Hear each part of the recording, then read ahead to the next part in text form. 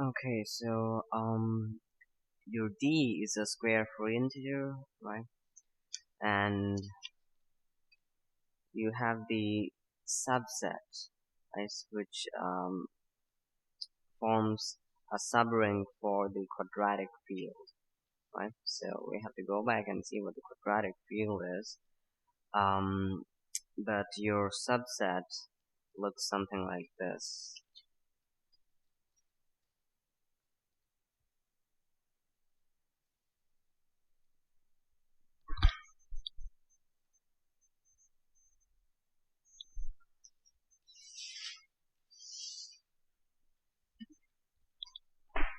Mm-hmm.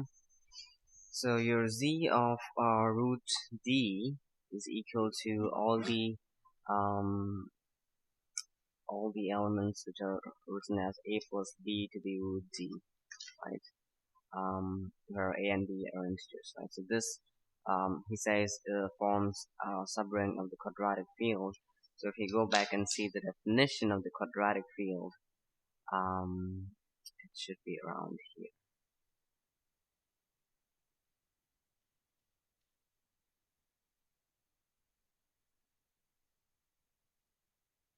right? So this is the fifth example um, that they give about rings against. Um, so you have a rational number that is not a perfect square, and you define this q of root d is all these um, elements that can be written as a plus b times root d, where a, b are rational numbers. Just like what we had in the subring that we were considering, except we had integers there.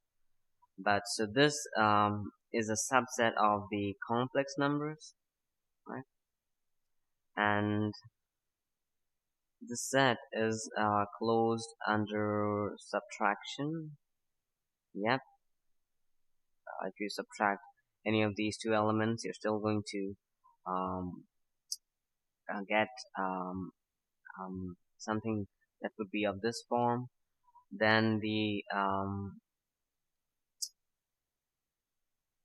okay, then it is also closed under multiplication. If you multiply two things, um, you're going to get something like this, which is also of this form, right? So this is also closed under multiplication.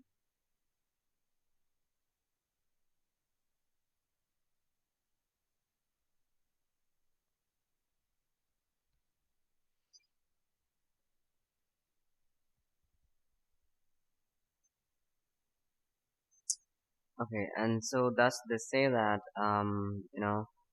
Q of root D is going to be a subring of C, because you have the multiplication closed under the set, and the subtraction is there too.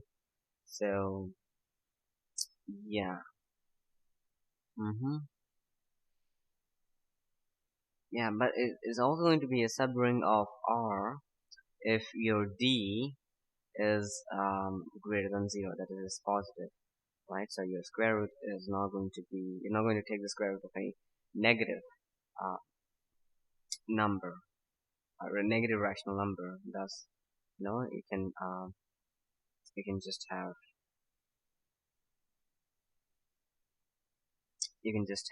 the set of real numbers.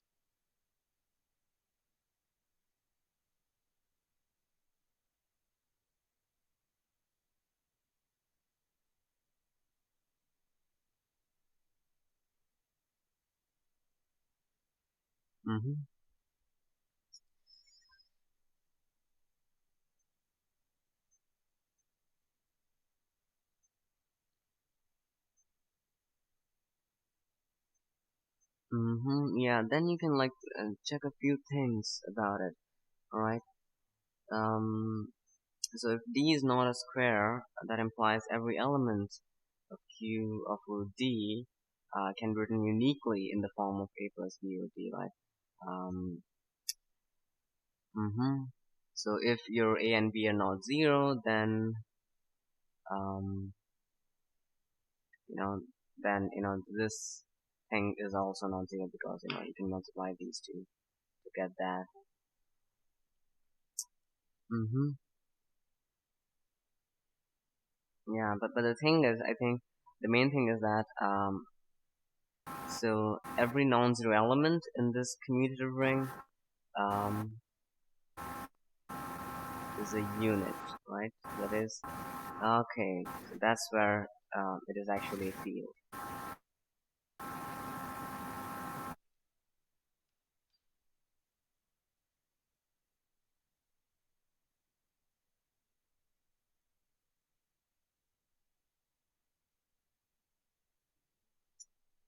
Okay.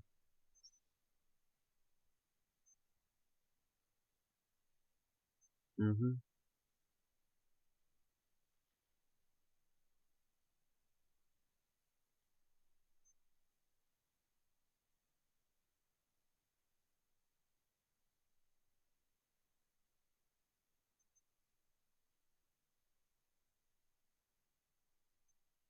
Okay. Yeah. So um, and like instead of um, hmm, instead of trying to have the condition for rational numbers, you can just have the square free integer condition, right? So they say that there is no loss in assuming that d is a square free integer in defining the quadratic field.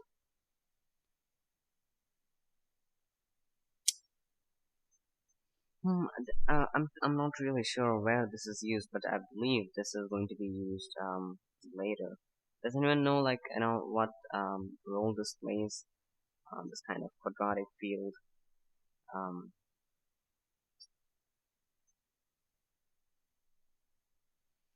Not really sure.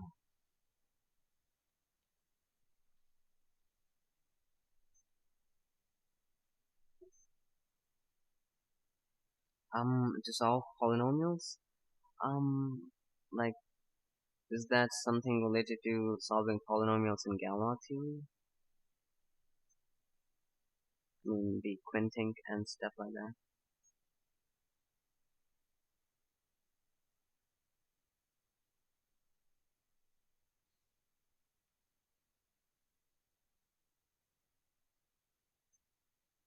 Mm-hmm. Okay. Okay, I see. Okay, so we're pretty much going to see when we do more of polynomials, I guess. Um, that will be in fields theory. Yeah, field theory.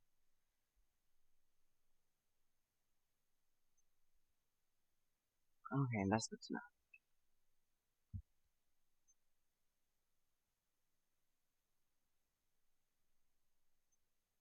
So that is your quadratic field, and let's see what the quadratic integer rings are about. So this z of root d is a subring of the quadratic field. Okay. Now if d is 1 mod 4, right? Then they say that this slightly larger subset, okay, containing 1 plus root over d, yeah, 1 plus root d over 2, is also subring. Okay, so let's check that.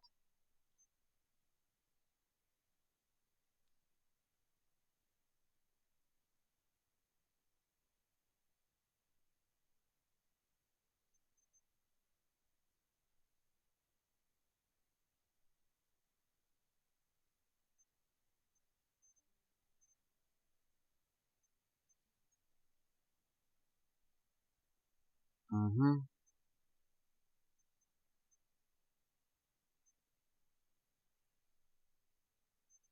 It is closed under addition. That makes sense, right? You're still going to have the 1 plus root d over 2 part nonetheless. Um, the closure under multiplication, yeah, so if you multiply two things, you're going to get something of this form, which is acceptable, so that's also um, closed under multiplication, right? Then you define something to be like this. Okay, this O, which is like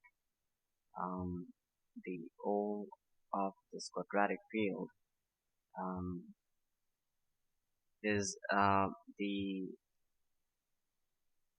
can be defined by the subring of um, omega. So instead of root d, we have omega, um, which is just a plus b omega for the integers a, b, right?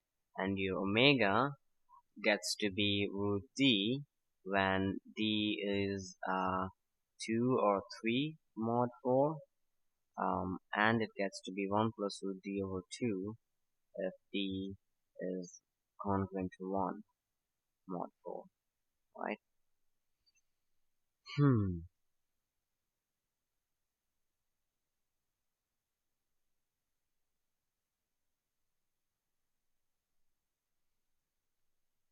And this O is called the ring of integers in the quadratic field. Okay, so basically,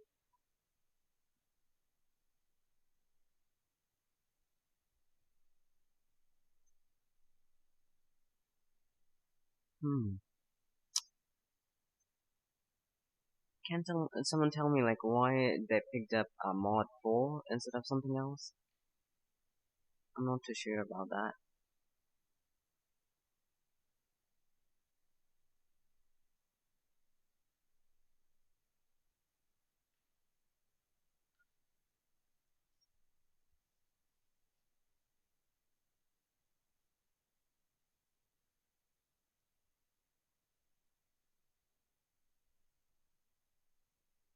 Mm-hmm.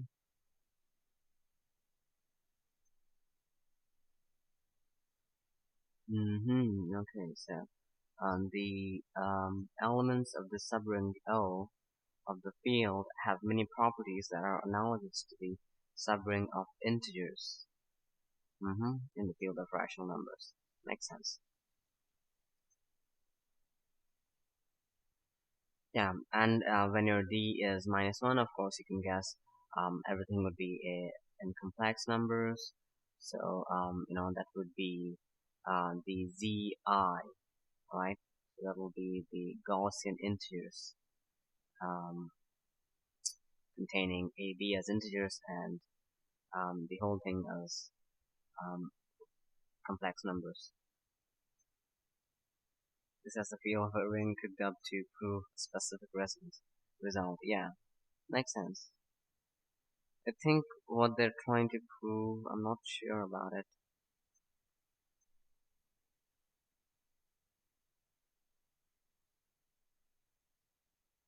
If V is equivalent to 1 mod 4, but is square free, does that mean it includes number 1, 5, 13, but it excludes 9 because it is square free?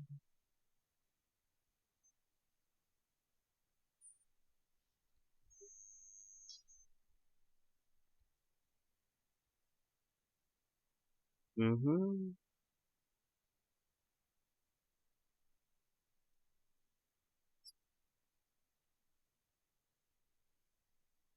Yeah. So, like, you cannot have um, 25, right? You cannot have 25 either because it's not square free, even though 25 is congruent to 1 mod 4.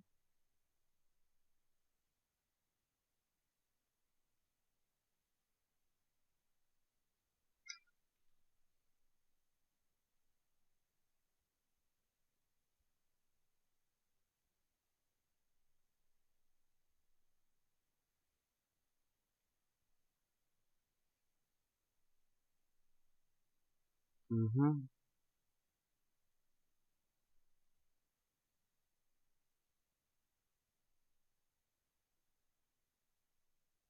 Yep, yep. 20 is square free, but we cannot consider that. Similarly, 16, 18 is square free, but it is not mod 1. Okay, so this. is an interesting thing. It looks like it. I think for the P set you have something related to this. See something.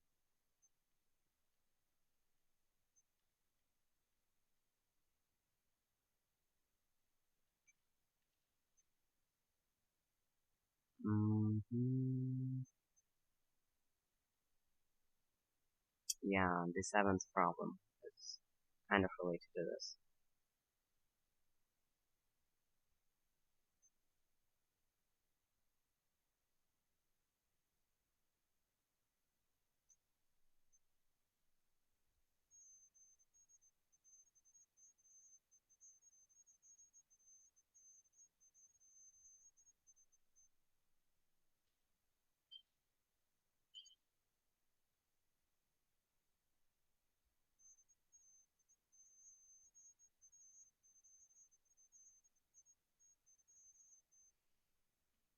Okay, so now they define something called the field norm, which is like a map from this quadratic field to the rational numbers, taking every numbers of this form and like multiplying by their quote unquote conjugate, right? Which gives you a rational number, right? Because A and B are rational numbers. Mm-hmm. So this norm kind of gives us measure of the size in the okay, right? If you know the like norm in the general linear algebra sense, it gives the quote unquote length. So here it measures the size. So yeah, they say that when d is equal to -1, so that's the special case when you have the Gaussian integers. Um, the norm of a plus bi is going to be a plus bi times a minus bi. That'll give you a square plus b square, which is the length of the square, which is the square of the length of this complex number considered as a vector in the complex plane, right? So this is a norm.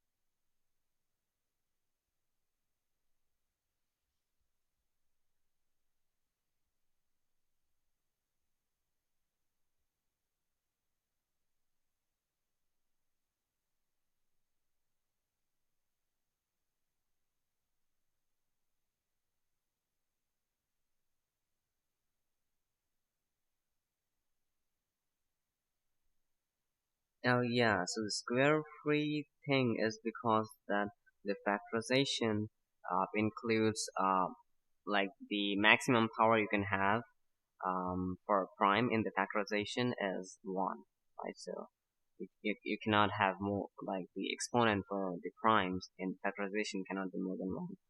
And so that's one way of considering square free integers. The other way is that is not divisible by any other perfect square than 1.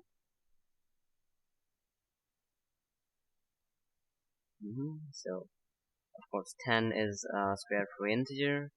You know, its divisors are 1, 2, 5, and of course 10. But none of them is a perfect square, and the primes that are included, 2 and 5, have just power 1.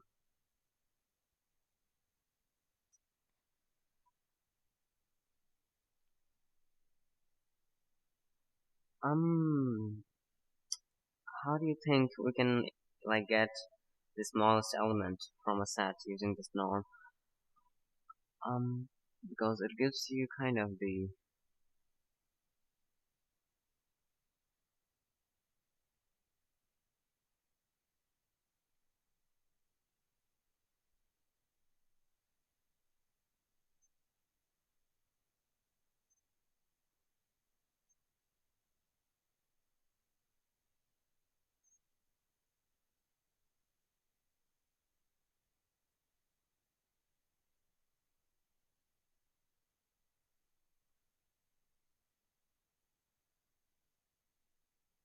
Mm-hmm.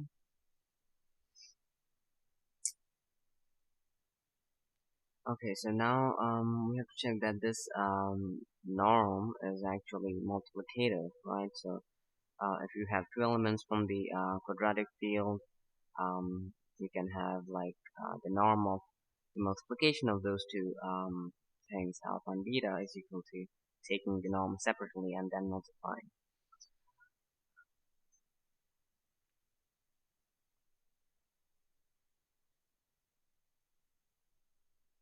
Yeah, so if you're in the Gaussian integers, like everything is positive, the norm is going to be positive. Um, then you can have elements with small. Mm-hmm. And they will depend on A and B, right? Not that much on D.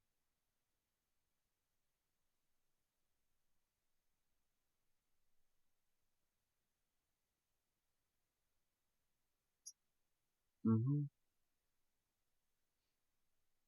Yeah, but yeah, basically, if you apply this field norm onto what we just defined earlier about this O subring, and then you can see that this field norm can be given by multiplying the A plus B omega with A plus B omega bar. Um, mhm,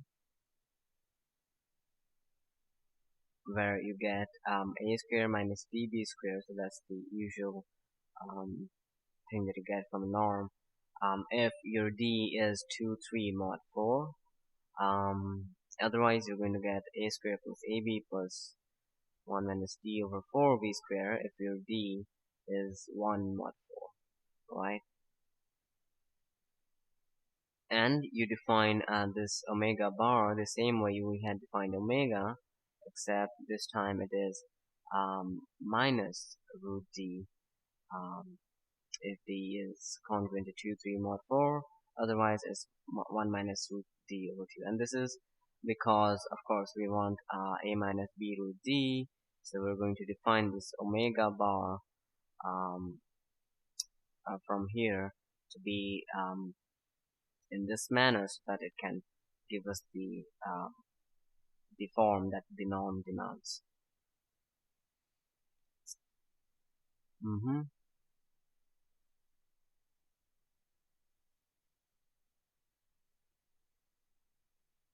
Yeah, so thus like n of alpha, the norm of any element from this ring of integers um, is going to be an integer, right? Because all of these are integers.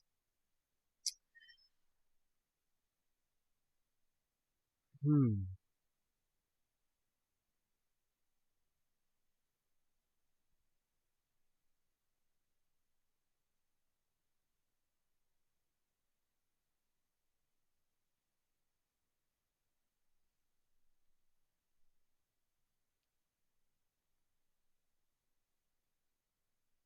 Mm-hmm.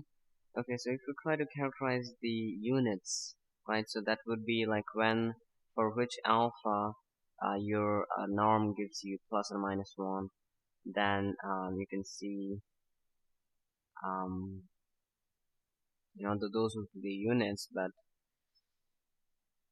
there's some special property about it.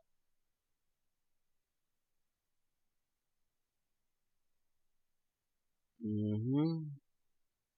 Right, so the element alpha is a unit in the ring of integers if and only if its norm is plus or minus 1. Okay.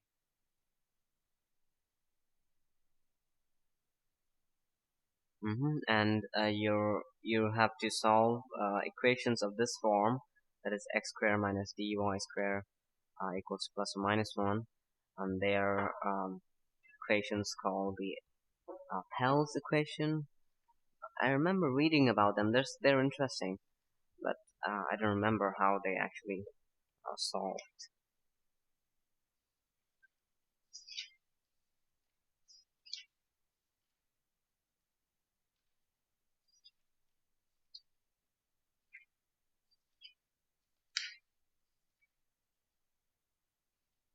Mm-hmm.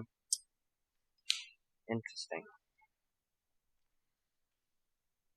So yeah, when you have the Gaussian integers, um, you'll have to find um, integers a b such that a square plus b square is plus or minus 1, and when a d is minus 3, you're going to have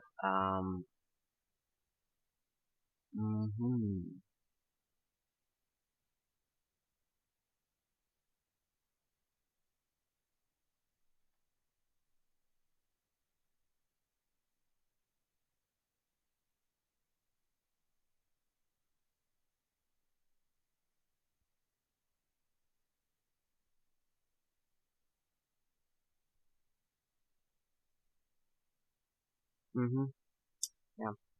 I'm not sure if we're going to need this later in our journey through ring theory, but this looks really important if we're going to do things with polynomials and number theory.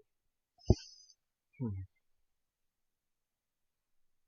Okay, so now finally let's get to today's stuff on ring homomorphisms and quotient rings. Yeah, I also need to think about this. That example is interesting, and that's why I brought that up. I thought someone else has gone through it, but yeah.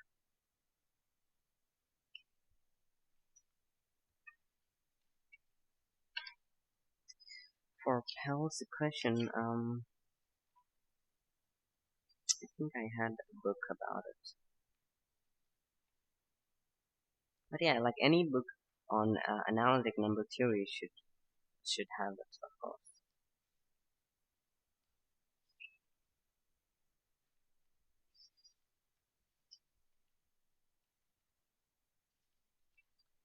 Okay. Anyway, so we're going to see ring homomorphisms, homomorphism between rings. Um, so like groups, homomorphisms and rings would be mappings that respect the additive and the multiplicative properties across rings, right? So your ring homomorphism would be a map from ring R to ring S, such that phi of A plus B is equal to phi of A plus phi of B, and phi of AB is equal to phi of A times phi of B, um, just like we had in groups. And your kernel of the ring homomorphism is going to be the set of elements that map to 0 and S, right?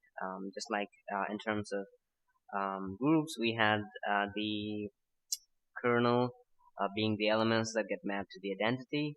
So here it's the additive identity 0, right? Um, yeah, he makes it clear that the notation here is consistent in the sense that 0 is always the additive identity. Yeah, and of course, a bijective ring homomorphism having a two-sided bijective inverse is going to be an isomorphism, right?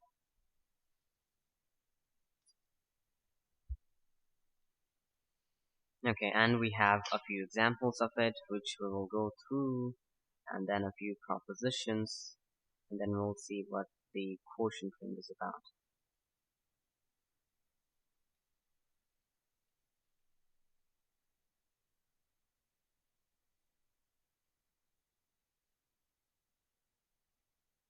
There are a lot of examples actually, and this is good.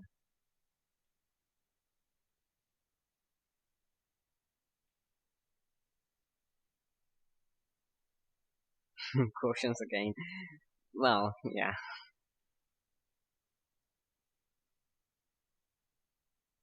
Okay, so we have three examples here of ring homomorphisms.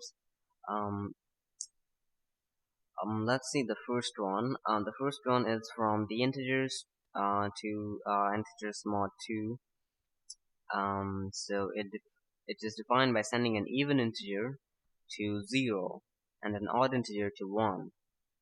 Right, so it sends an even integer to 0 and an odd integer to 1. Okay, and it is a ring homomorphism because the map is additive, right? You're going to get the sum of two even or odd integers um, is even, right? Yeah. And when you the sum of an even integer and an odd integer is always odd, right? So you're going to get 0 or 1 respectively. Okay, and it is multiplicative because product of two odd integers is always odd. For two even integers is always even. Um, but also an even integer multiplied with any odd integer or any integer is going to give you even. So that's also well defined. The kernel, is going to be the set of even integers, right? So the set of even integers will always get mapped to 0. Um, Again, you have to remember that. I mean, here it's consistent enough, right? 0 and 1 are just the additive and multiplicative identities, respectively.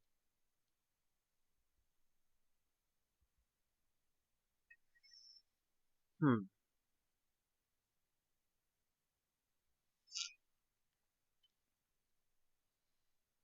Okay, so that was the first example. The second example is something interesting.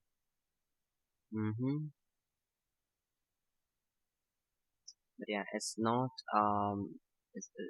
really ring homomorphism. So you have n as an integer, then phi n, which goes from z to z, is defined by taking an integer and like multiplying n to that. Um, but it is not always ring homomorphism because you can see like phi n of xy is going to give you n xy, whereas phi n x and phi n y separately are going to give you n squared xy, and yeah, homomorphism cannot do that. So your this map is going to be a ring homomorphism only when n square has to be n, right? So that way every time you multiply, you're going to get the same um, thing. So and that means n is going to be either 0 or 1, right? But it's always a group homomorphism between the additive group of integers, right? Because under addition, it is well defined. Nx plus ny is going to give you n of x plus y, right?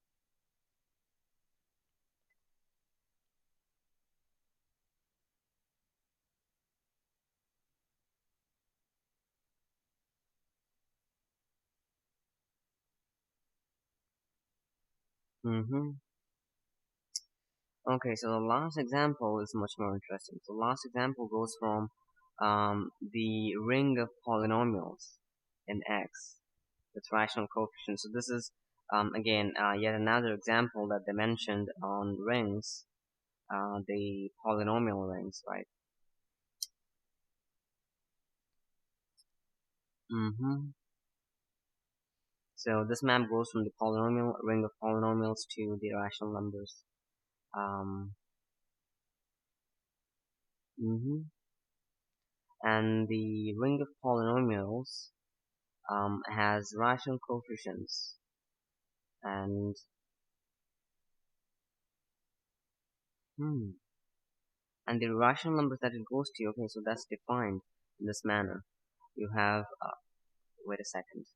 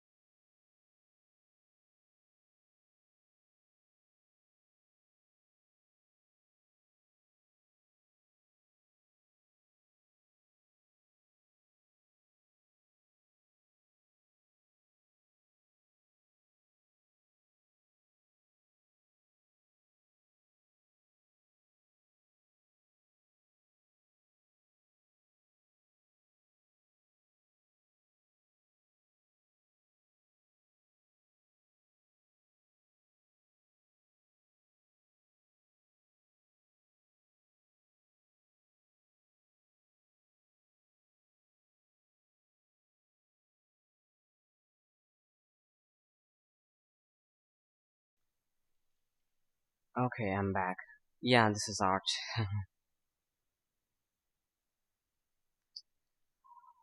um, where were we?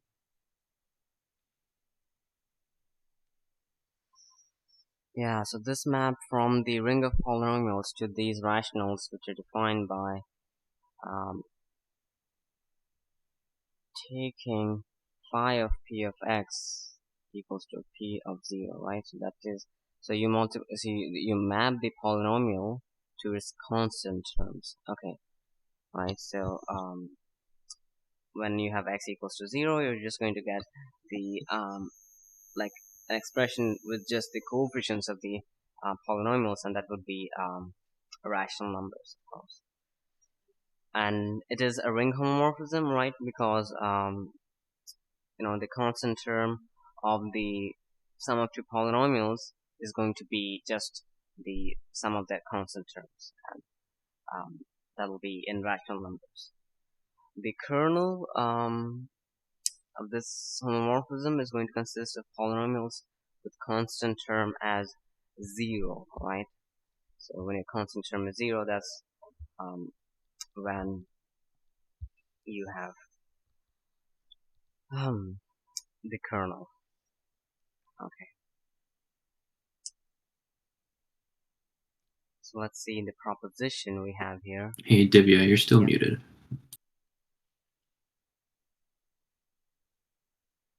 Okay, that was a disaster. Yeah, because I was speaking, um, I my system microphone was on, but Discord was muted. So yeah.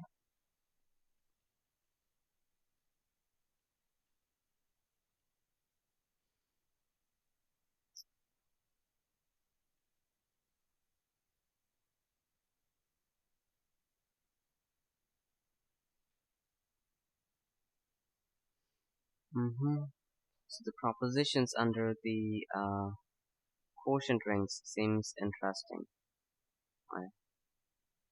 And they have a lot of examples. We would not be able to go through all the examples for sure, but let's see. They have the isomorphism theorems, which I believe are really important. So we'll go through those.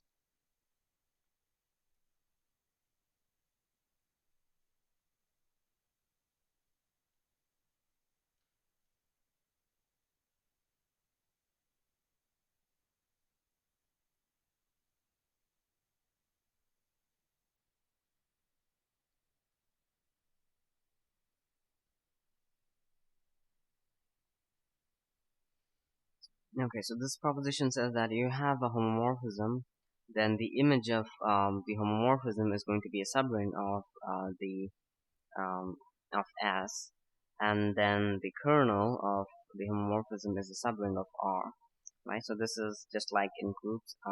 The um, image of a group homomorphism is a subgroup, and the kernel is a subgroup of the um, domain. Okay, so this is not too difficult to see. The first one is just you take two elements from the image. You can write them as images of some R1 and R2 from the ring R. Then you can use the fact that there is a homomorphism. So their multiplication and subtraction are going to be consistent, right? So the image is going to be closed under multiplication and under subtraction, and thus is going to be a subring.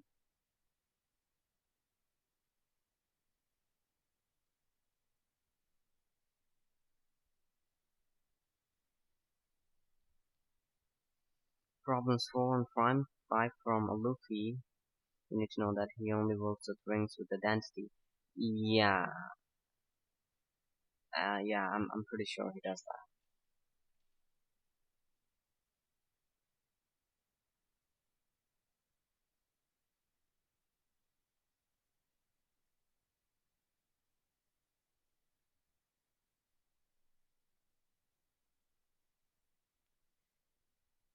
3 and 6 are miscopied from the text, is it? Yeah, it's kind of like you copied the first few words and then maybe you skip to another line, leaving a Good bunch of lord. stuff out in the middle. Good lord. I've done exactly the same thing. It's like you're typing and reading, and you look away, you look back, and you pick up at a different place. Okay, so yeah, at least the exercise numbers are okay, so I can just copy from there. Exactly, they're super easy to find in the book. Yeah. Tiny That thing table. about rings with identity, Mm-hmm. Luffy specifically says he's only going to work with rings with identity, Mm-hmm. and that he requires one to go to one. But when we're reading Dummett and Foote, that's not a requirement at all. They consider Mm-hmm. tons of ring homomorphisms between rings that don't have identity. Mm-hmm. Alright, so that'll be So, the unital rings, right? With the multiplicative identity. mhm.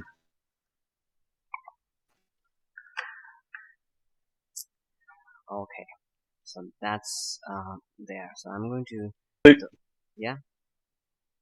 So that's it. I was just going to say, so you just need to make that middle switch when you're doing a Luffy problems or Mm-hmm. whether you're doing Dummett Foote problems. Mm-hmm. So yeah, let's fix this. This is 3 and 6, right? Yeah, 3 and 6. Okay, 17 and 20. Page 249.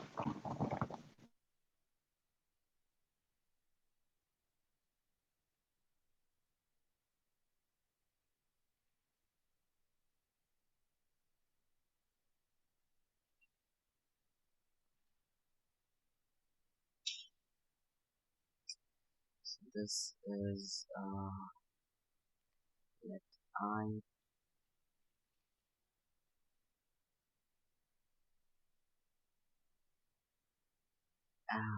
okay.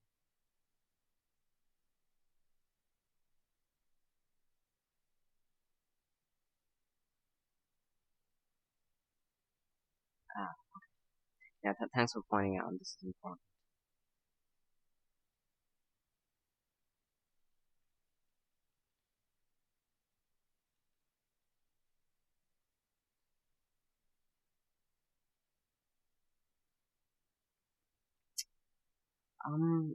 Yeah.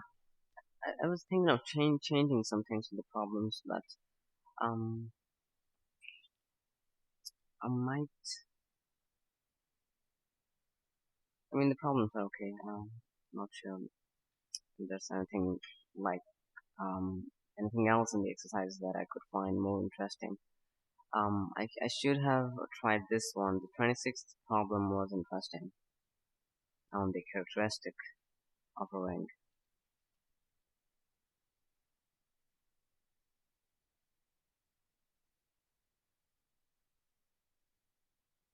Mm-hmm.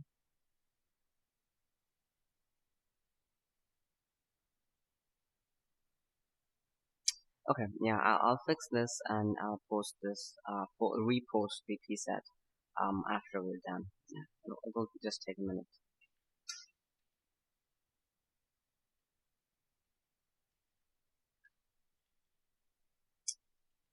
Yeah, let's just continue with, what we were doing.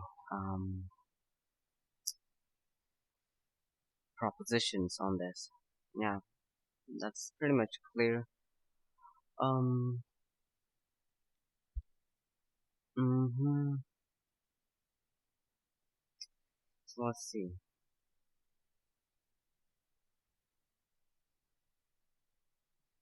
If you have the rings as like additive abelian groups, um, mm-hmm. And then your homomorphism is of abelian groups, right? And thus the fibers of this homomorphism are going to be the additive cosets R plus I of the kernel I. Okay, so what it means is that if R is an element of R mapping to A in S, then phi of R gives you A, right? then the fiber of phi over A is the coset R plus the kernel I.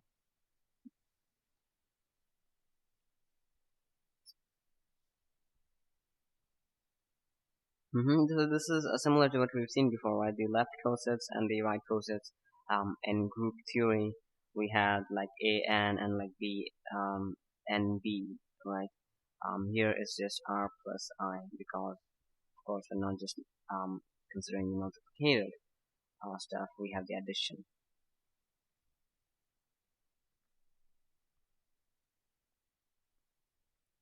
Right. So these fibers, and like back then, we also know that the fibers of um, these elements in the codomain are cosets of the kernel. Right. So here also the fibers have the structure of a ring, which seems to be similar to the image, right? So if X is the fiber of A and like Y is the fiber of some other element, then X plus Y is going to be the fiber over A plus B, and XY is the fiber over AB, right? So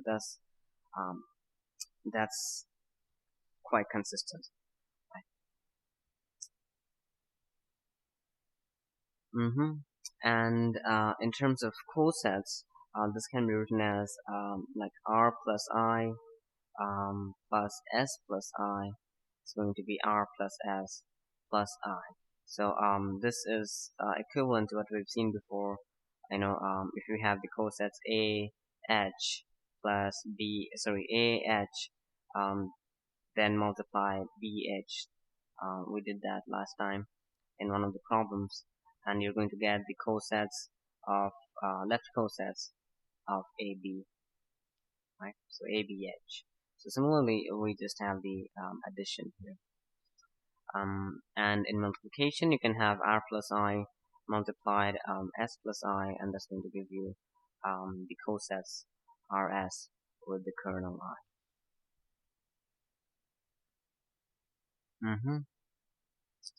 So yeah, in groups, we saw how these set of cosets can be made into another group, right? And that was the quotient group.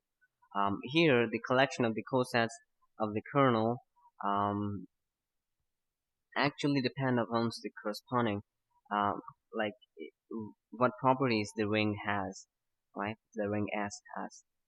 So if we see so the ring of cosets, right? So this time it's not the group of cosets, it's the ring of cosets of R by the kernel I is denoted by R mod I, right? Just as we denoted quotient groups. Um, and the additive structure that you have on this quotient ring is going to be, the additive structure you would have on the quotient group.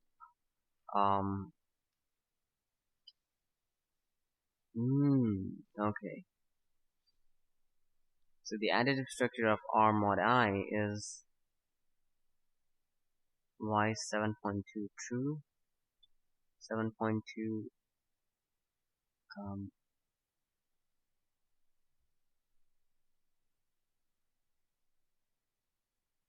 Y 7.2 true. Okay, so you have the cosets R plus I, then you have multiplication S plus I. So you're going to have the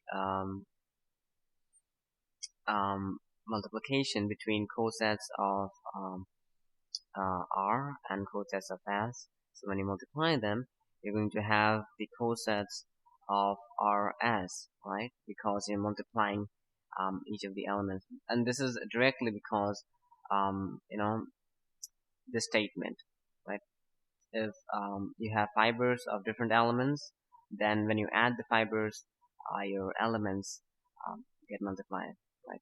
The things that they are fiber of.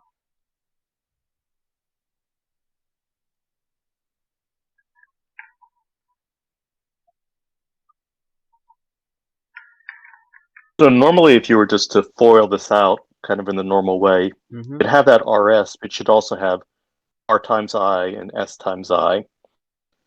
But notice But that R times I is actually in I, yeah, right? that's the thing. R times I and S times I would together make up the whole of I.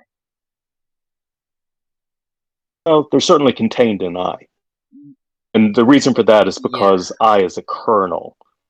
So if you take something in I and R, by Mhm. homomorphism, E of R times that element is going to be E of R times 0, which is Mhm. 0. Yeah. Didn't we actually have something like this in groups, like the um cosets of the kernels are in the kernel?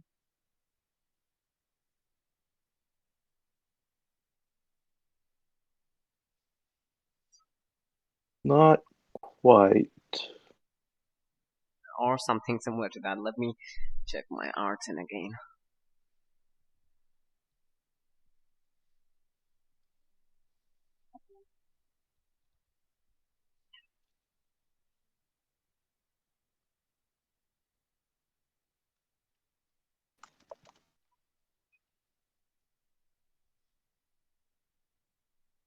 Mhm.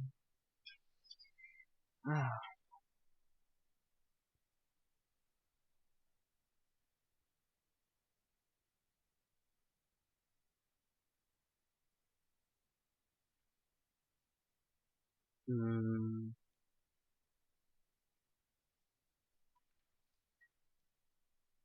Cosets of kernel forms a group.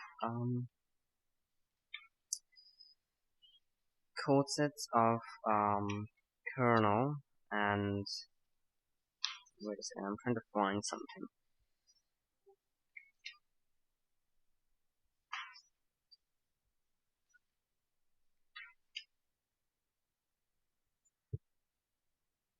Hmm.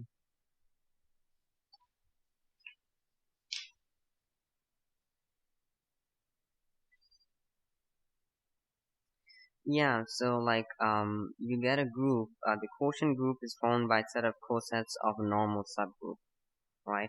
So you have a group, you have a normal subgroup of that, then the set of cosets of that normal subgroup are going to give you uh, the um, um, the quotient group. So that's the answer to Brian.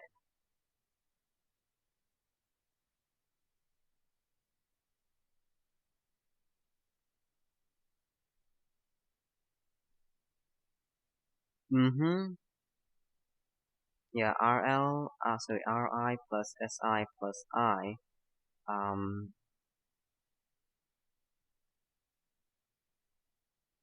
is again going to be an element in the kernel.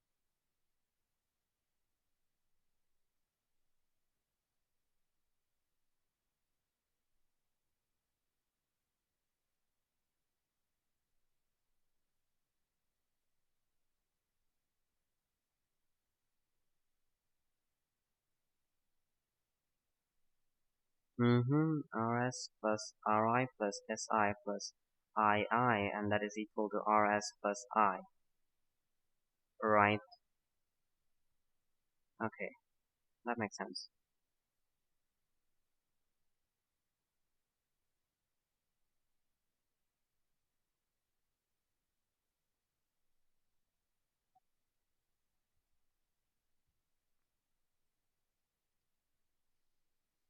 Hmm. Okay, so yeah.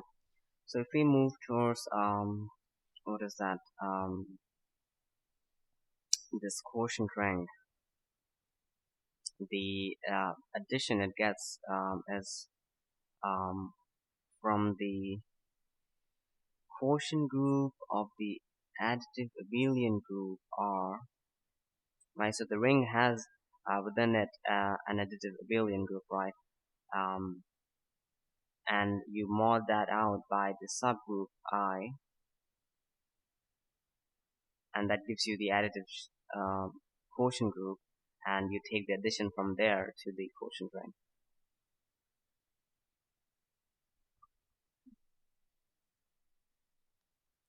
Yeah, that's because when we defined the kernel, we had the set of elements of R that map to 0 in S, and 0 is always the additive identity in dummy input, at least what we're doing. He mentions it in the first page of Introduction to Rings. That 0 is always the additive identity and 1 is always the multiplicative identity.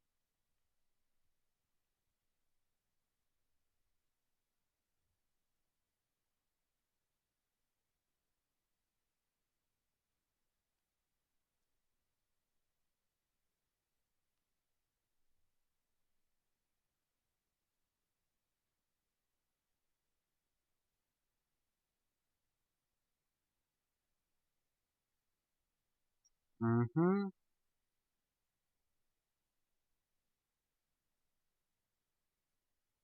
Okay, that's interesting.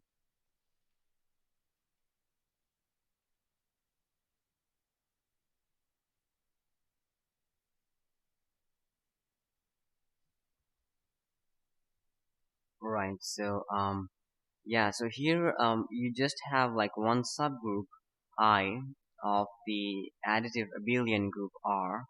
So that will be R with the addition, which is abelian, and then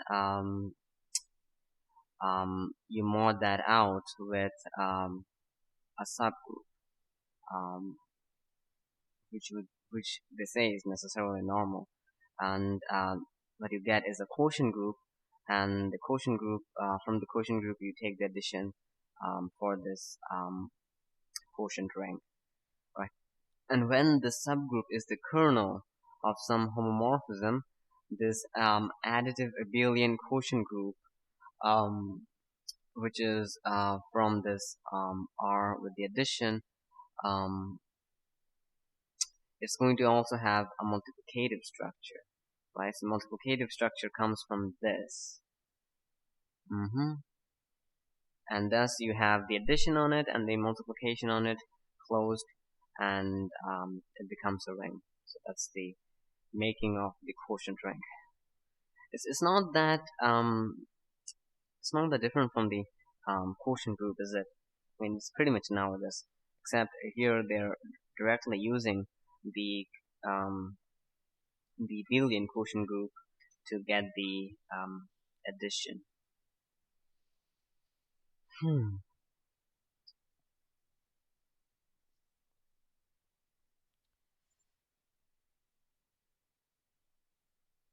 Mm-hmm.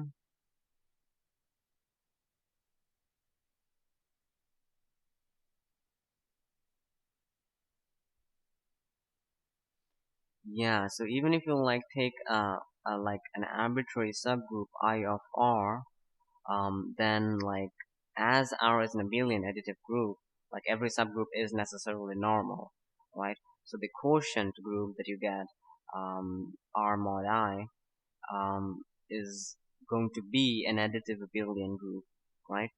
So, and it is going to contain the cosets of the normal subgroup, which is I, right? But if you try to have the multiplicative structure, I'm not sure if that's successful always. Mm-hmm. And from here you have the concept of ideals. Okay, so that's interesting.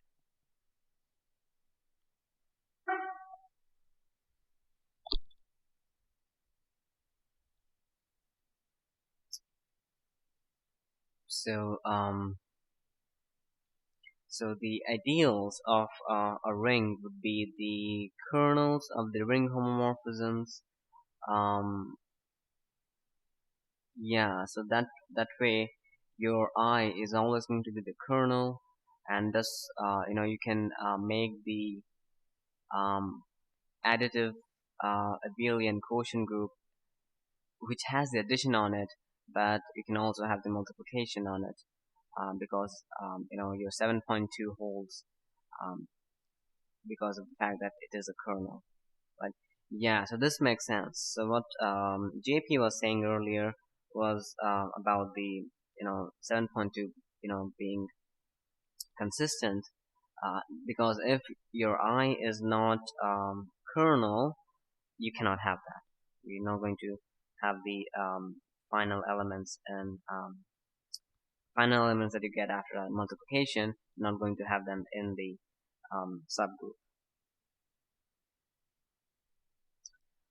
Okay.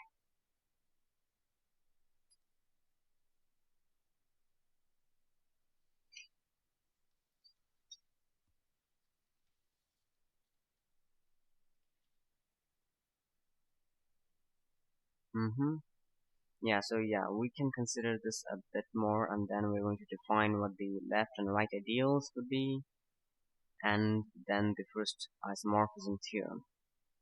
Okay, interesting stuff.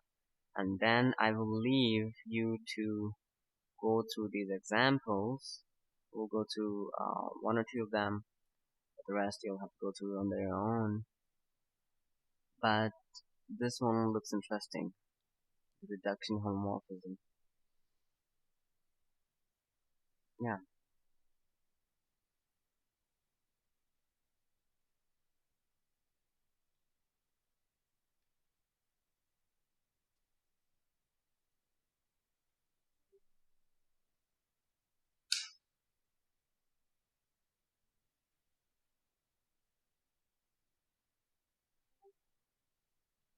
Okay. So let's see. So if you have an arbitrary subgroup of the additive abelian group, um, if you try to consider the multiplication of cosets, right? Mm-hmm. Okay, so you consider like when the multiplication of cosets is well defined. So let's say, um,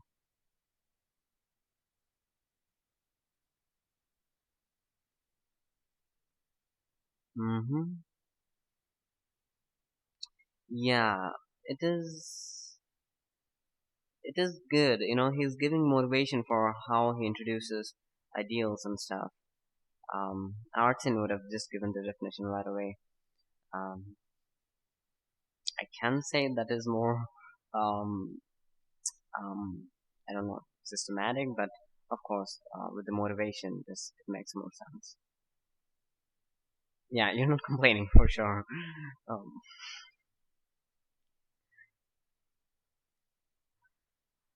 okay.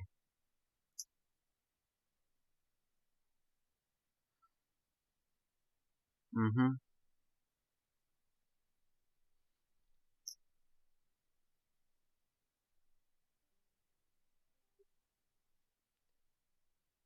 Okay. So yeah, so the statement for the multiplication is well defined.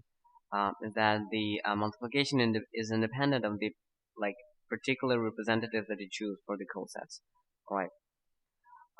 So yeah, in other words, this thing, this star, must hold r plus alpha times s plus beta plus I should always give you rs plus I, right? And so that is like you can use um, like different representatives, and you can get the same thing. So r, okay. So r plus alpha is also representative, but um, if you try to see this, you're going to have rs plus r beta plus r alpha plus I.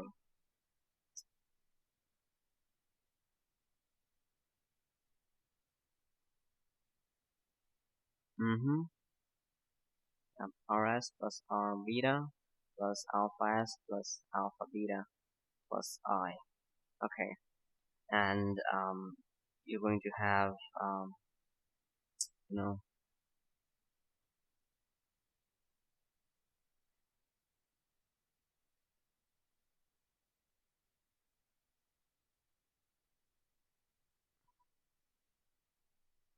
mm-hmm, r beta is going to be in I, right? Because beta is in I. Similarly, alpha s is also going to be in I, and alpha beta is also going to be in I. Right? And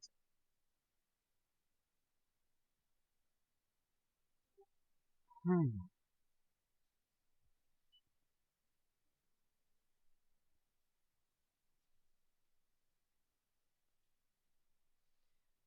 indeed. Okay, so if you so if you take like like r and s to be 0, you're going to be left with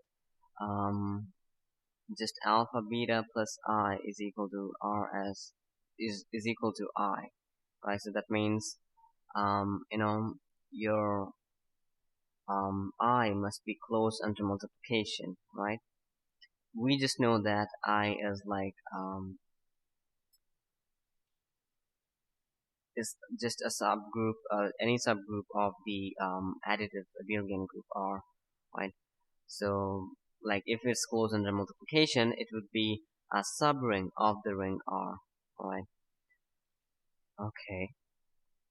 So if you now just put S to be 0 and R to be arbitrary, then you're going to get R plus alpha with beta is equal to mm-hmm. Then yeah, then you must have R beta to be in I, right, for every R. And okay, right, so that is I must be closed under multiplication on the left by elements from R. Okay, because you need this to be true.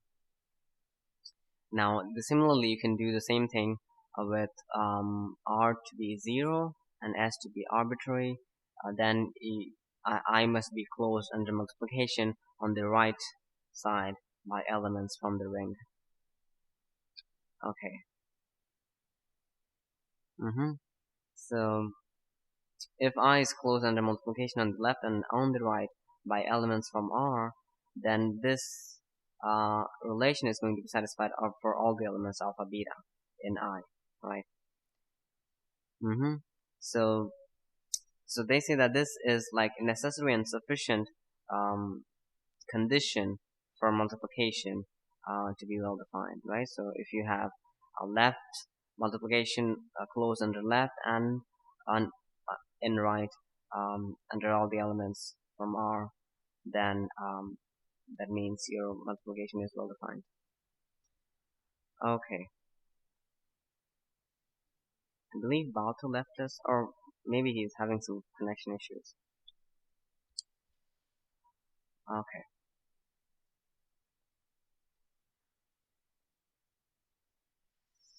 Finally, if the multiplication of the cosets is well defined, then this makes the additive quotient group that you had R mod I. Now it has a multiplicative structure, and thus you can have that made into a ring. So that will be the quotient ring, right? And the fact that it is a ring is pretty much something that you can imply from the fact that R is a ring, right? And he explains this distributive property and how it works. Mm-hmm.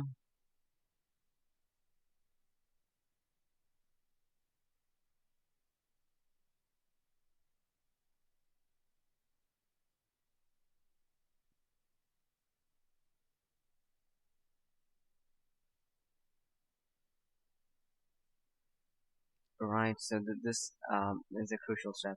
So R of S plus T plus I, then you have RS plus RT plus I, right? And you can write this as RS plus I and RT plus I. They're still going to be elements in I. So this can be written as R plus I times S plus I because of 7.2 again. This is directly from 7.2, and this is also from 7.2. So this can be written as R plus 1 times T plus 1, and thus your multiplication is consistent with the distributive property. Okay, so this makes sense. Now he's going to introduce the concept of ideals, right? Which we have got some idea about. So ideals are like the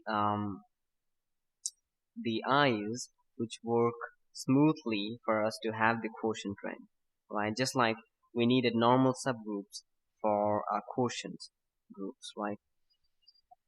Okay, so yeah, so this shows that the quotient R mod I of the ring R by subgroup I has a natural ring structure if and only if I is closed under multiplication on the left and on the right, right? So you have the if and only if statement. So to prove that um, it's a quotient ring, you just have to check the left and right side multiplication under I, right? Okay. And where your multiplication is satisfied on both the sides, you're going to call those subrings as ideals, right? So this is the definition, the formal definition, and we have the following. So if I is a subset of R and R is a ring, and you take elements from the ring, then your Ri is going to be the set of elements Ra such that A is an element of the subset, right? And similarly for the right side multiplication, right? Now this subset is going to be a left ideal if, first of all, it's a subring of R, so it has to like satisfy the multiplication um, uh, under R, right? Because again, remember, I is the subgroup of the additive abelian group, so it already has the additive structure. But to get the multiplicative structure, you need that to be a subring. All right. Next, second is that I is closed under left multiplication, right? So these elements are always going to be in I, right? So I is closed under left multiplication by elements from R. So that is Ri. The set is a subset of I for all the elements in I. So JP was right in saying that 7.2 holds when adding all these elements individually, they are in I because of the fact that they're in the kernel. Yeah, back then I was the kernel, but here we don't really need that. Similarly, I is going to be the right ideal if it's already a subring, but it is closed under right multiplication by elements from R, right? So that is second thing. This third thing is that when you have the right, when your ideal is when your subset is like has right multiplication and left multiplication, it's going to be called an ideal in general, or two-sided ideal in the sense that multiplication works on both sides for the ring R. Okay, so that is cool stuff, really. I don't think like Artin tried to like give like such motivation for definitions, doesn't it? So this is cool.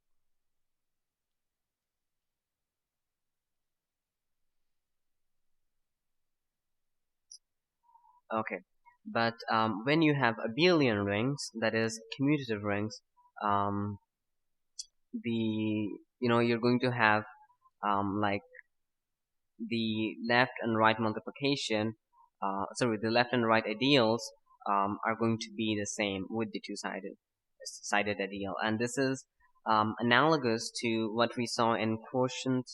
What was that? In normal subgroups, the left and the right cosets are the same, right? Yeah, the concept isn't exactly analogous, but you can consider the idea as similar, right? The left cosets and the right cosets of the normal subgroup are the same, and here, for commutative rings, your left and right ideals coincide with the two-sided ideal. Okay.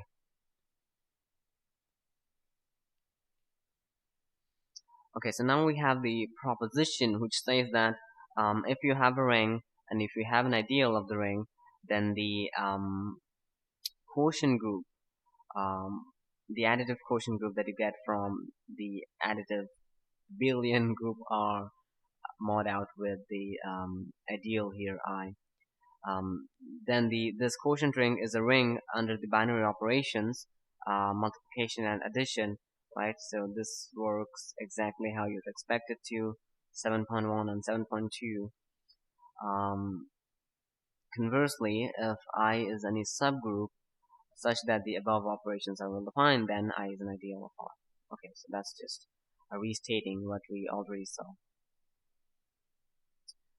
Okay, so yeah, so the definition is is pretty much obvious by now because he has already given enough motivation that when you have I as an ideal, for the ring, the quotient ring, sorry, for the ring R mod I, and it has the additive and multiplicative operations, then it's going to be a quotient ring. Of course, that's obvious. So now we're going to have some interesting theorems from this quotient ring, right? But yeah, like everyone here, isn't like this quotient ring, at least as we're doing right now, more intuitively making sense than quotient groups? I mean, you can say they're the same, but I believe this time the quotient rings are making more sense.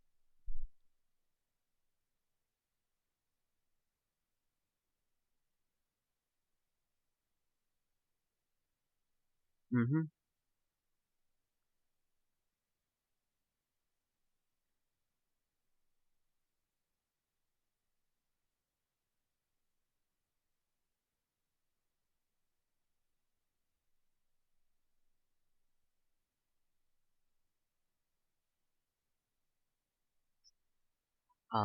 Okay.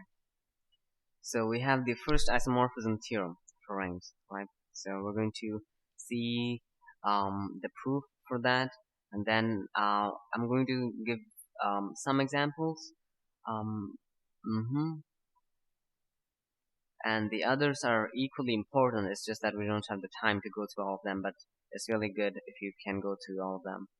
Um, but yeah, we'll see the isomorphism theorems, the first, second, and the third, and there's also the fourth.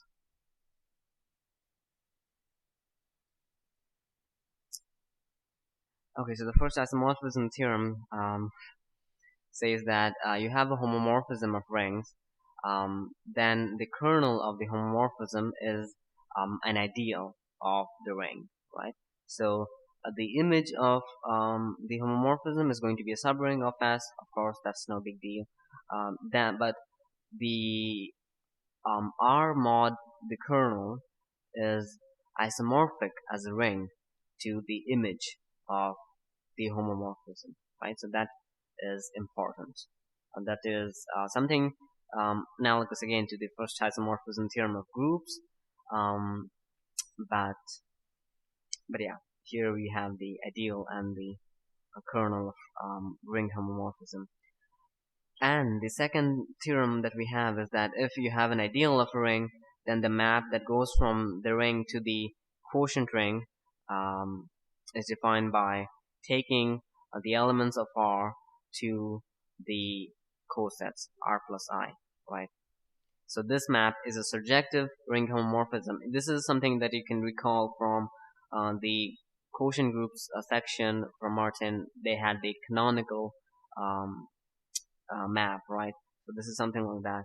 It's a surjective ring homomorphism with the kernel I, and it's called the natural projection of R onto the quotient ring, right? And thus every ideal is going to be the kernel of a ring homomorphism, and vice versa, right? Um, so yeah, that's those are cool stuff.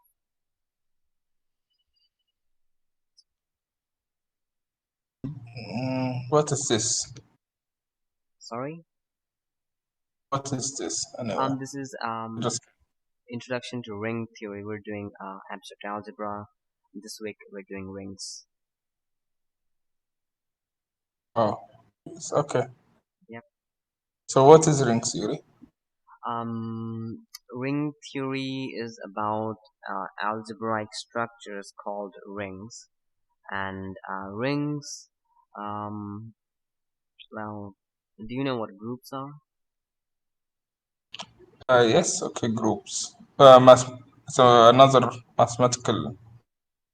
Yeah, mathematical object. Okay. No, I don't. Okay, yeah, so this is just a course in math, abstract math called Abstract Algebra, and we're doing it. Okay. Yeah. I guess I will be quiet. Yeah. Okay. So yeah, so this is the theorems that we're going to see. Okay, so this is pretty much obvious to me, at least the second one. The first one, the isomorphism theorem. Let's see, right? If I is the kernel of the homomorphism, then the cosets under addition, right? They are just defined under addition of I are precisely going to be the fibers of the homomorphism phi, right? So if we recall, um,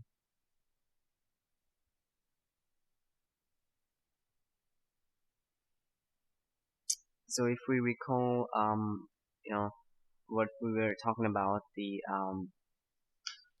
the previous, where was that? Here, right? The fibers have the structure of a ring.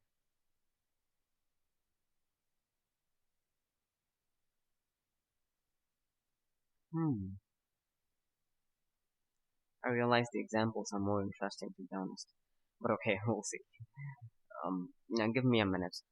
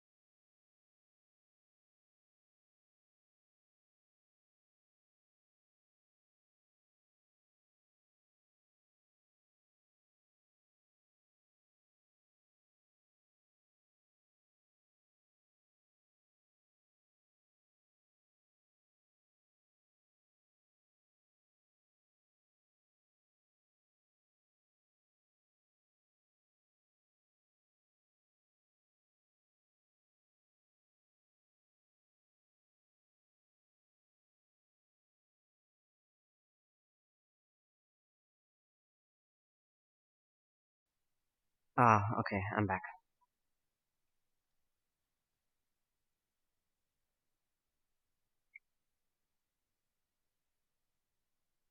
Related to problem 7. You see. Okay, yeah. We'll see. We'll go through the theorems. We have.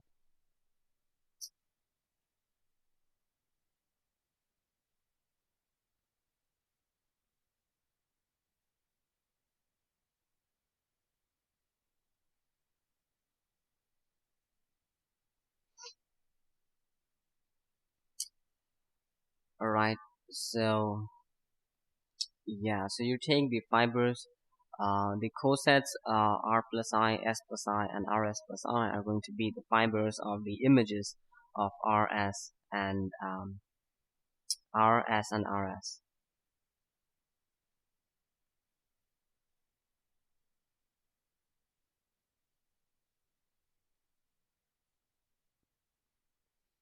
Okay.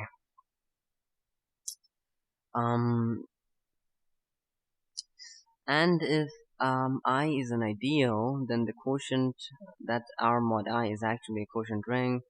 And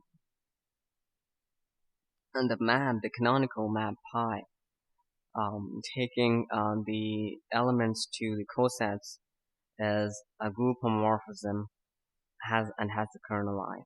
Okay. And you can check that it is actually a ring homomorphism because R mod I is a quotient ring, so it has a multiplication on it. Thus, it is well defined. Right.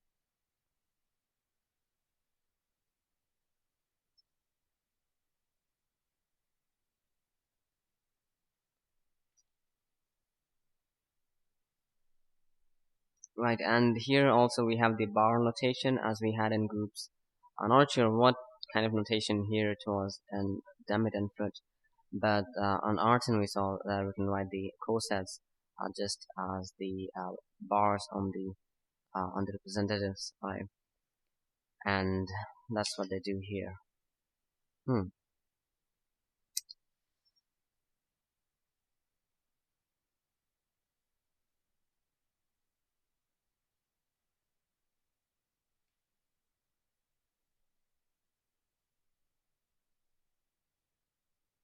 Example 3 is interesting, I see.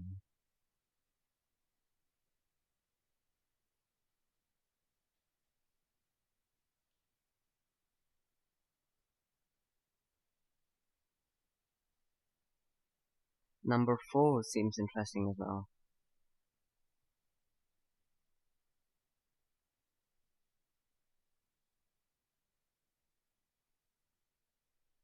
The evaluation and see. So let's see this one and the reduction mod n, the 2 and 4, and then we'll get to the reduction homomorphism. I think I'll have to leave this and go to second, third, and fourth isomorphism theorems, of which he doesn't give proofs. Okay.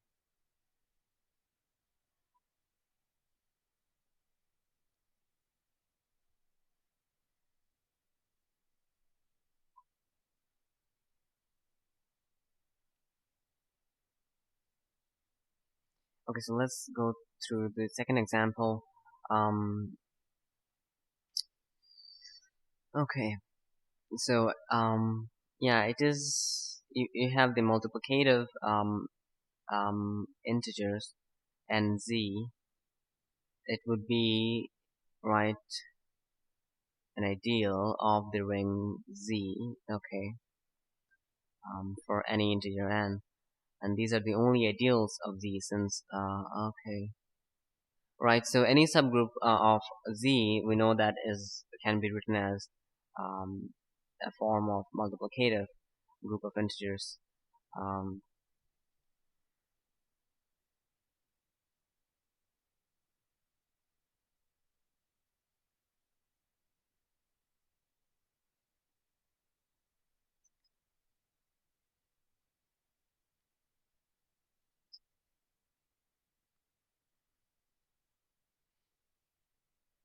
mm-hmm.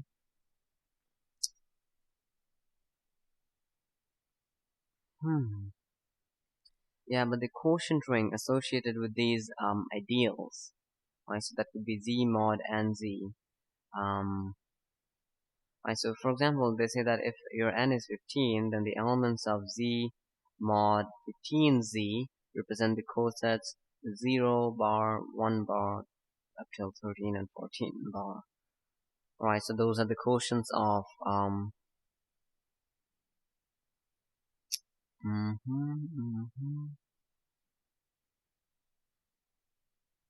To add or multiply in the quotient, simply choose any representatives for the two cosets, add or multiply these representatives into integers, and then take the corresponding coset containing this sum.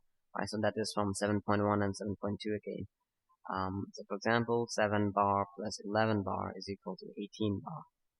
Right, so not 7.2, rather just this thing. Right.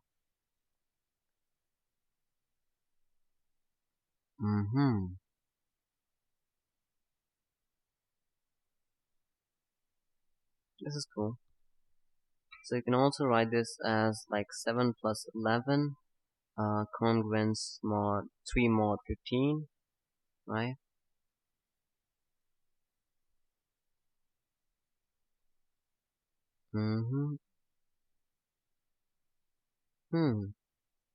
So the natural projection that you have from the ring from Z to the quotient ring is called the reduction mod n, and he has the reduction homomorphism for this later after all the examples. Okay, so let's see this evaluation ring, evaluation map homomorphism. You have a ring, you have a non-empty set, and like R is the ring of all functions from x to a. Right, so R is the ring of all functions from x to a, so that's interesting. Then you have an element C from X. You define the map E sub C going from R to A. It's defined by taking a function, taking an element F of R, and you get a function F of C in A, right? So that's the evaluation at C, right? Okay. So X is like a set containing all the maps F from R to A. Okay. And then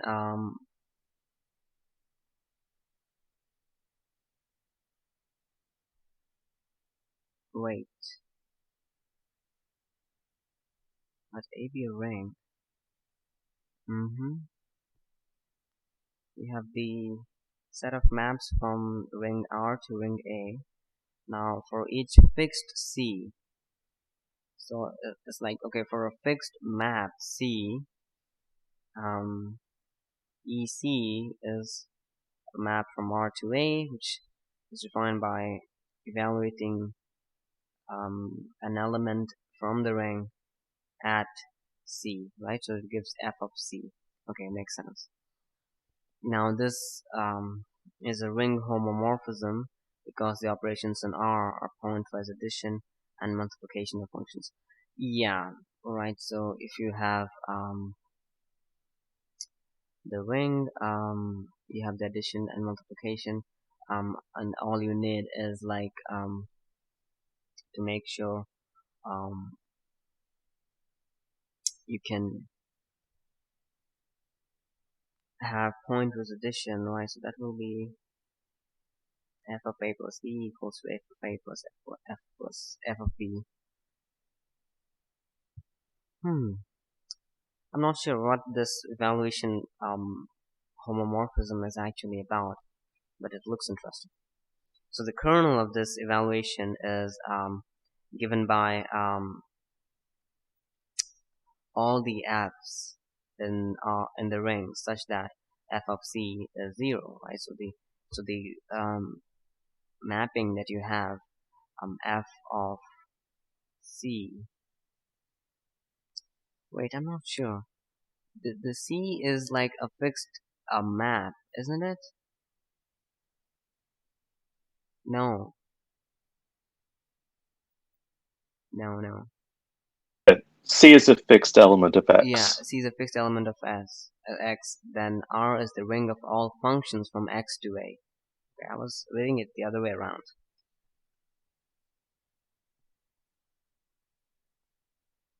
right? So R is the ring containing the functions, right? So F is a function. Okay.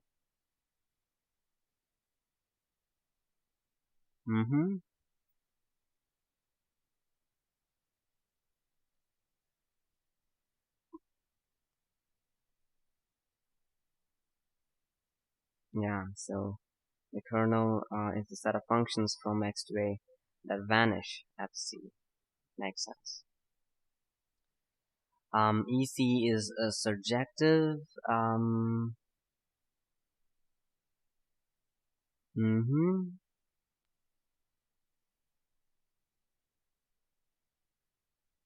Because if you take an element from A, then the constant function that gives you A,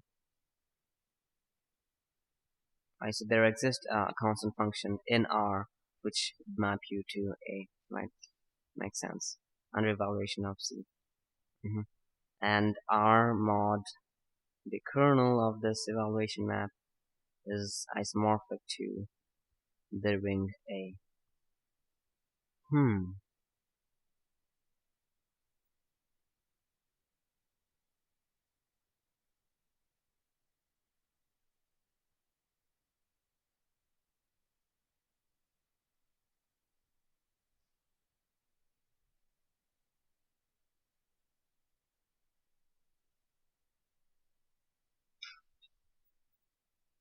Okay, yeah, that makes sense. But yeah, if you like take a closed interval in the real, you can also have C varying within the interval, and then you have R as the ring of all continuous real functions, right, on the interval.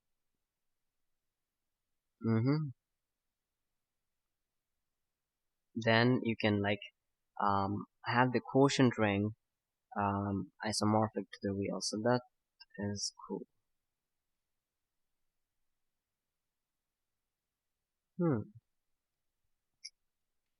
Okay, so we have other examples. We'll not go through them. It's good to go through them and work them out because some of them are required for the exercises. There are a few examples having matrices.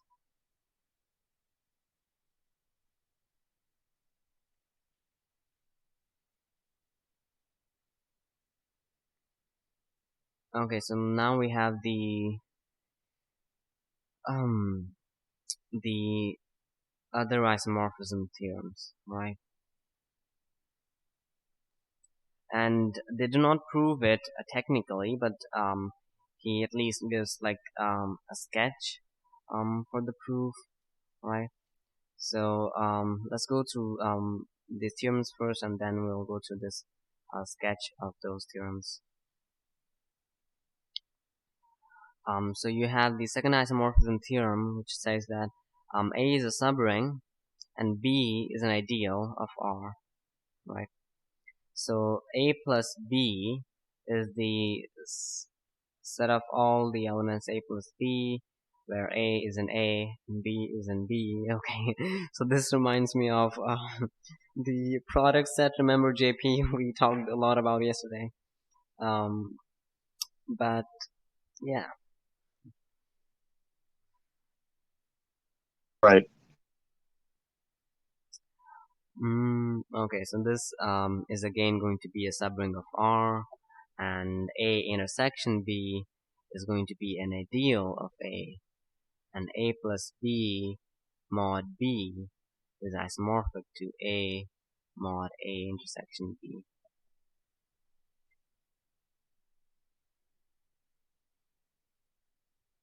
So now Luffy would say that the second and third isomorphism theorems are less important. If you just dismiss them for groups. But I actually think that the fourth one is important. Because when I'm reading Tia McDonald, they're using that a lot. Is it? Mm-hmm.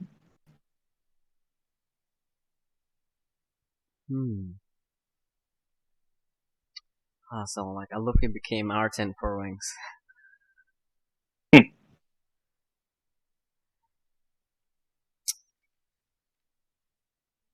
The third one is says that you have two ideals of the ring, with one being a subset of the other.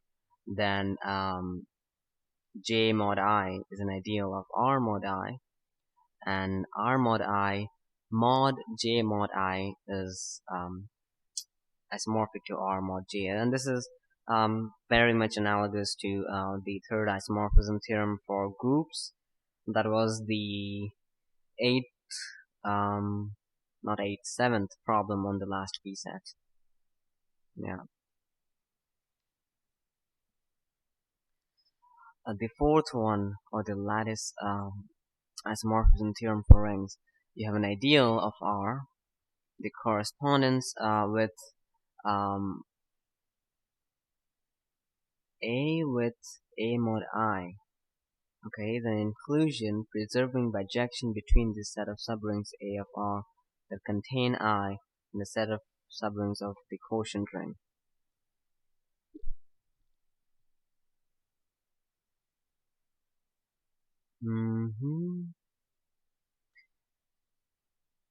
So A is a subring of R, okay, and you have the correspondence, the two-sided correspondence between A with the quotient ring of A mod the ideal, right? Alright, so you have the subrings on one side that contain the ideal, and the set of subrings of R mod I, right? Yeah, the set of the subrings of the quotient ring are going to be of the form A mod I, right? So this sounds a lot like the correspondence theorem of groups, isn't it? You had the groups, subgroups that contain the kernel on one side, and the other side you had the subgroups of the quotient group. That's right.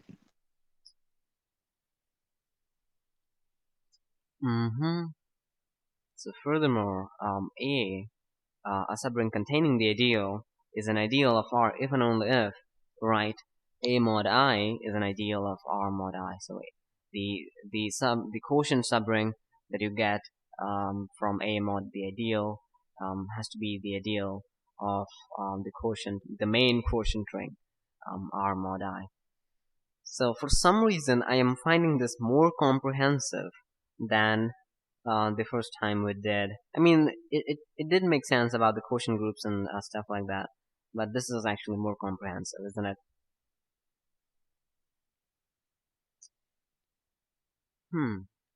Yeah, I just feel like I have more intuition for rings than for groups.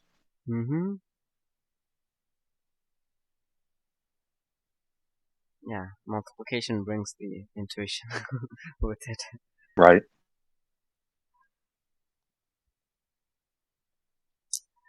Okay, so now we have the last definition and then we're done. Before that, the examples that they give. If you have the ring of integers, the ideal is sum 12, the multiplicative integers of multiples 12 of 12, okay. Then the quotient ring, that will be z mod 12z, has the ideals of this.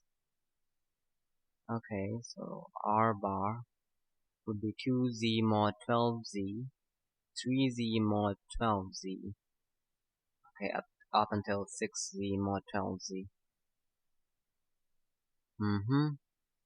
So these are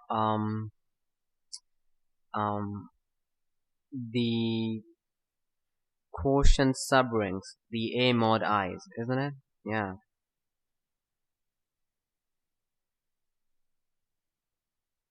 These are subrings of R bar.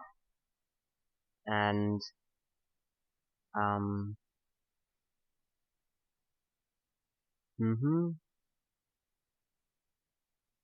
so yeah, okay. And these 2z, 12z, sorry, 2z, 3z, 4z, up until 6z, there would be the ideals of the ring Z, if these are the ideals of the quotient ring, and they are the ideals of the quotient ring. Thus, the ideals of R are these, exactly as I said, right? And they contain the ideal.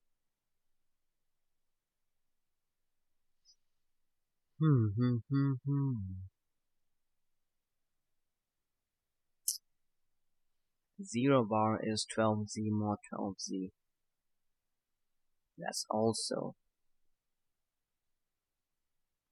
included. Okay, makes sense.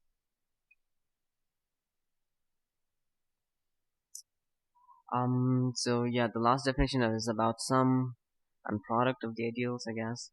Right, so if you have two ideals in the ring, then the set of sums a plus b, where a and b are elements from the ideals I and j, is not only a subring of R, that is from the second isomorphism theorem,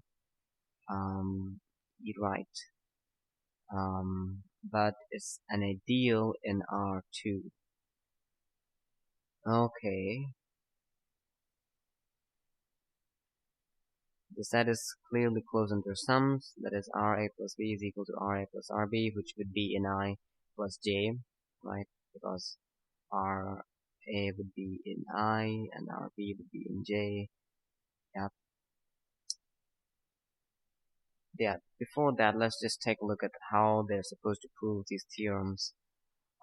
So he says that each of these may be proved as follows. First, use the corresponding theorem from group theory to obtain an isomorphism of additive groups. Alright, so you'll have to have the corresponding theorem that we used to have an isomorphism between these additive abelian groups. Then you have to check that this group isomorphism is a multiplicative map. So it defines so that this group isomorphism satisfies the multiplicative properties, thus it can be a ring isomorphism. So you have to verify that.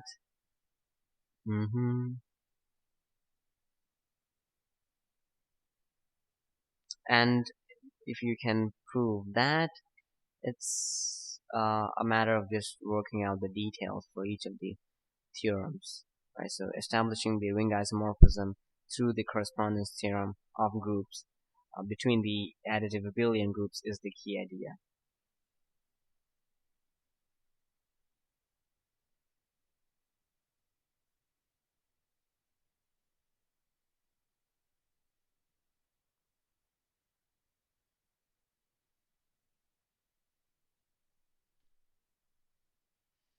Okay, so the last definition, we define the sum of I and j by having the I plus j set of all the elements, set of all the sum of elements from I and b, a plus b. Sorry, from I and j, a plus b. Right, so you have a from I and b from j. The product is defined to be the set of all finite sums of elements of the form ab with a from I and b from j. Okay, so that's the set of all finite sums.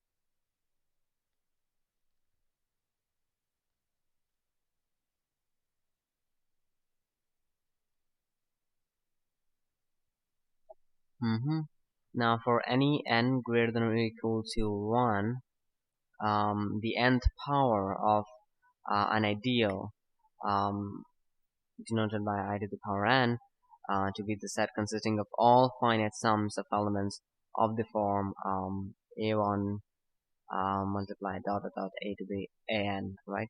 So where each of them are from the ideal.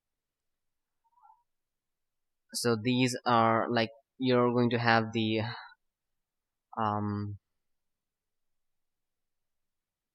the set consisting of all the finite sums for these elements, right? Okay, so how you define I to the power n is by inductively doing it, starting it from I to the 1, that would be I to the n would be I multiplied by I to the power n minus 1, and so on. So I squared is just I times I cubed is I times I squared, and so on. Okay, so that was it. A few examples, 2 examples for this. With the integers, it's kind of straightforward. Nothing that seems too complicated to me. There are a lot of exercises. I mean, the Dumb It and Foot is a good book, but I think the only thing is that it's kind of too encyclopedic.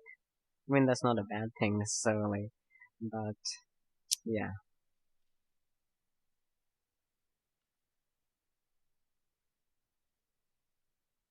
But yeah, it's certainly better I than, think that it's really good for reading. yeah. I mean, if you're learning this for the first time, I think that it's excellent. Yep, that looks like it, certainly. I think that in terms of trying to get a lesson out in 2 hours, I don't think that there's like next time we're supposed to do 3 sections. We'll today see. today one section was tough. We'll have to skip a lot. Yeah, we'll have to prioritize. But the first section we're doing next time, I think, is super important. 7.4. So that's going to be fun. Yeah. Yeah, that's where we're going to talk about prime ideals and maximal ideals and all that kind of stuff. Which comes a lot in I think. commutative rings. Right. Yeah. 7.4, 7.5, 7.6. The CRT, Chinese Remainder Theorem, is something interesting.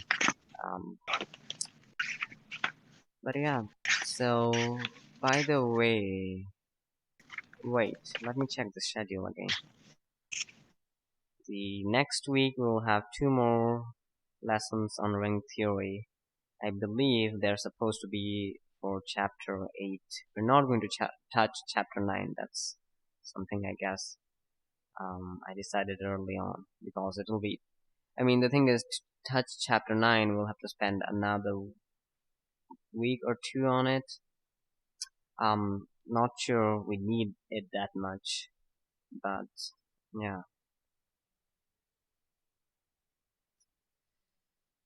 I think we're going to hit that material when we do Galois theory. Yeah. So we might be seeing that same material, but in a different book. He does Galois theory, yeah. Part 4. Yeah, the thing is, I had heard good things about Dumb It and Foot, in terms of ring theory. I knew a few people who learned ring theory explicitly from this book. I didn't learn the other stuff, group theory or anything else. But that's why I chose this for ring theory. And yeah, that's okay. So next 2 weeks. Okay, yeah. One session is going to be for the 3 sections, and the other would be the whole of chapter 8. Okay, we'll see. Looking forward to it. Yeah, so we have the P set. I'll fix the P set right now and send it again. And yeah, see ya next Tuesday. Thanks for joining, Brian.